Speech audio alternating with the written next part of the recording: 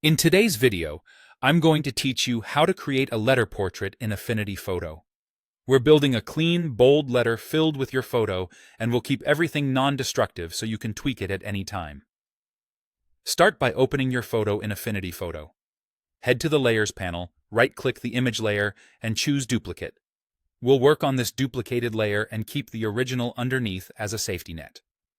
This approach lets you experiment freely without risking the original image, which is especially helpful when you're trying different fonts and placements. Next, grab the text tool by pressing T on your keyboard or selecting it from the toolbar.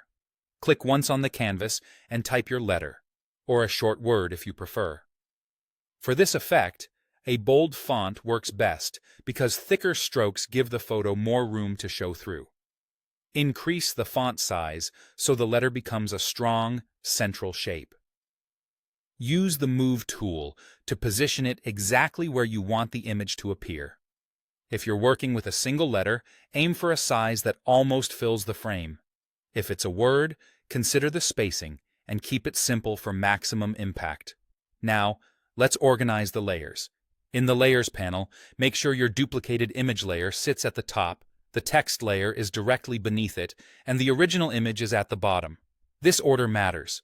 The top image will be what fills the letter, the text will define the shape, and the original at the bottom can serve as a background or stay as a backup. Time to create the cutout. Click to select the top image layer, then add a mask layer. In the Layers panel, you'll see a mask thumbnail attached to that image. Drag your text layer onto the mask thumbnail so the text becomes the mask. Instantly, the photo will appear only inside the shape of your letter or word. From here, everything remains editable. You can change the font, resize the text, or reposition the photo within the letter by selecting the image layer and moving it behind the mask. This flexibility is the beauty of using a mask rather than permanently cutting anything out.